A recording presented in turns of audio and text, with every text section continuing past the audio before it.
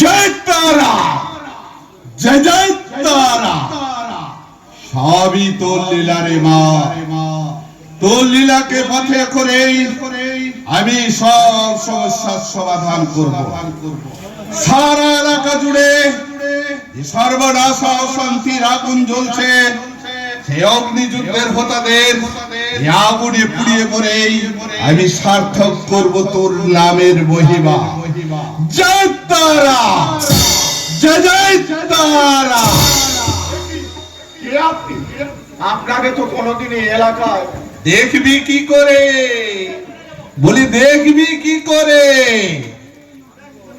আমার মায়ের আদেশ না পেলে আমি জনসমক্ষে বের হই না, তাই আজ আমি আমার মায়ের আদেশে। কি হলো, থামলেন কেন বলুন? জয় তারা। আজ আপনি মায়ের কোন আদেশ পালন করতে জয় জয় তারা। কর্ণ কুটিরে হাজির হয়েছে? বলবো বলবো, সব বলবো, কিন্তু সব শোনার পর তুই নিজেকে ঠিক রাখতে পারবি তো?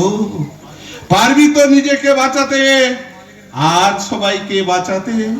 স্বামীজি, আপনি কে তা আমি জানি না, তবু বলছি এই ধূপছায়া গ্রামে সারা জীবন শিক্ষকতা করে এই সবাই সংসারে কতটা উপকার করতে পেরেছি জানি না, কিন্তু এই শিক্ষকতার অন্তিম যে অপমান আর লাঞ্ছনা গঞ্জনা সত্যি, তাতে আমি বেঁচে আছি না মারা গেছি তা আমি নিজেও বুঝতে পারছি না। তারপরও আপনি কোন আঘাতের পসরা সাজাবেন যা আমাকে শক্ত হাতে মোকাবিলা করতে হবে? মনে করতে পারেন জীবনের চরমতম আঘাত, যা শুধু আপনাকে নয় আপনার সন্তান সন্ততিকেও স্পর্শ করতে পারে।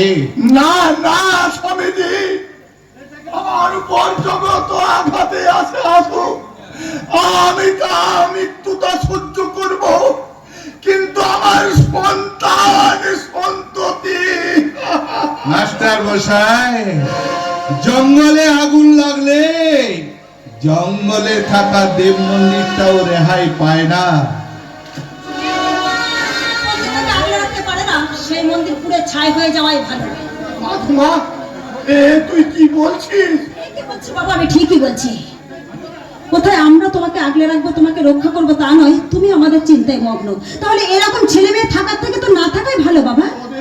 আমার পূর্ণ বিশ্বাস আছে রে মা, কিন্তু ওই স্বামীজি বলেছে। স্বামীজি? কে স্বামীজি? একি আপনি আপনি এখানে? দেবে, আমি তোকে বলছি, শুনে রাখ। একটু পরে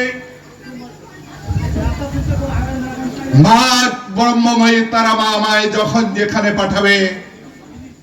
কিন্তু স্বামীজি, কিন্তু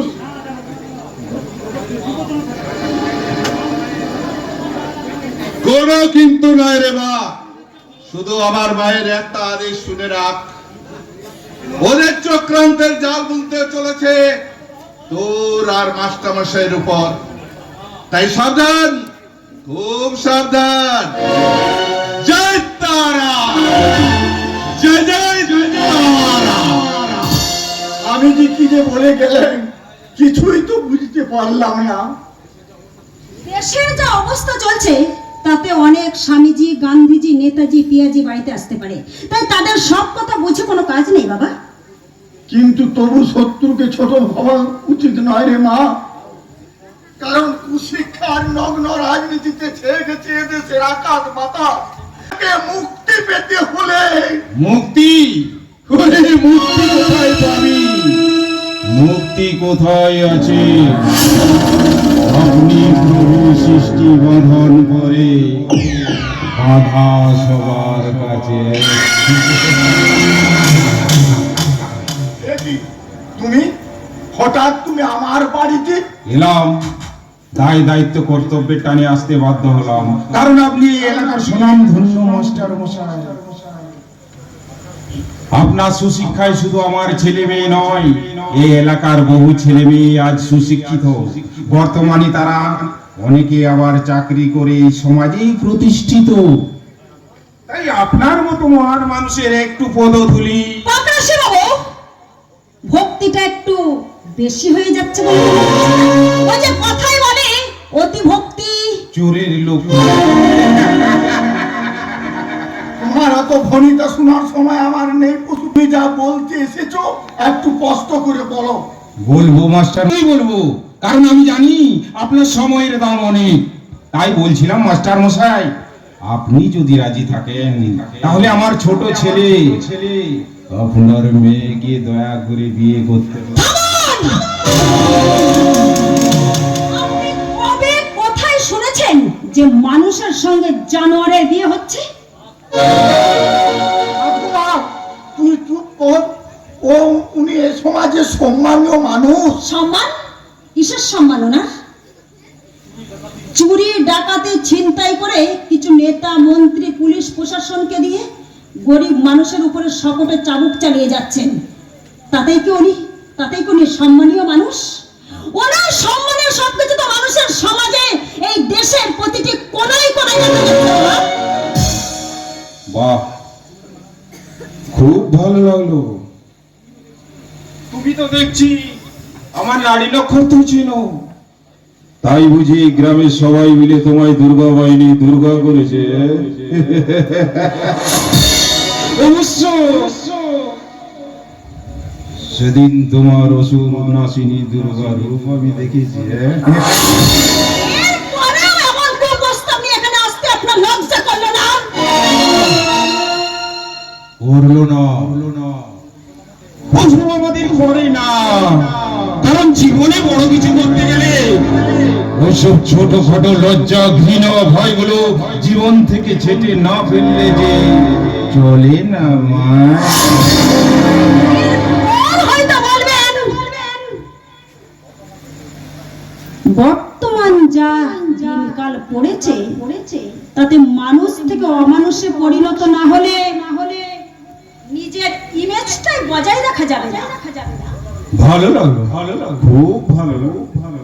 এই সত্য সুন্দর ভাষণের জন্য ওরা যেমন তোমায় দুর্গা বানিয়েছে না, তেমনি আমিও আমার ছোট ছেলের বউ করে ঘরের লক্ষ্মী তোমায় বানাবো।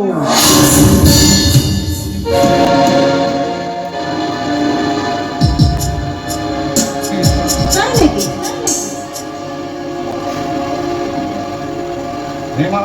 তাই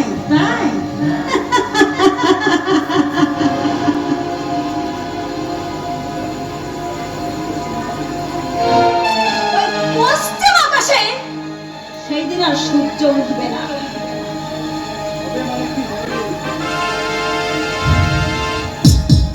হবে মা লক্ষ্মী হবে।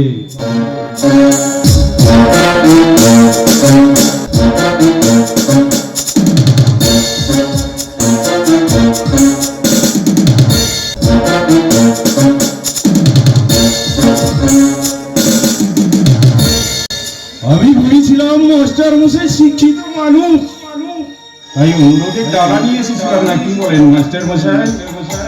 আপনি তো জানেন নিয়ে যেত আপনার ওই মেয়েকে, দিয়ে আমার ছেলের সঙ্গে বিয়ে দিত, আর সেটা সময় লাগতো মাত্র 1 ঘন্টা।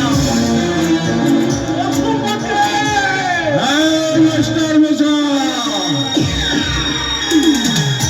আমি পশুপতি, আর এই পশুপতি যেদিন হয়ে যায় নটরাজ, সেটা আপনি বোধহয় ভালো করেই জানেন। তাই আমি বলছি, এই পাঁচ আপনার মেয়ের মাথার উপর না পড়াতে চাইলে আপনি আপনার মেয়েকে ভালো করে বুঝিয়ে দেবেন। তাই আপনাদের এই পরিবার থেকে আমি জ্বালিয়ে পুড়িয়ে একেবারে শেষ করে দিয়ে যাবো।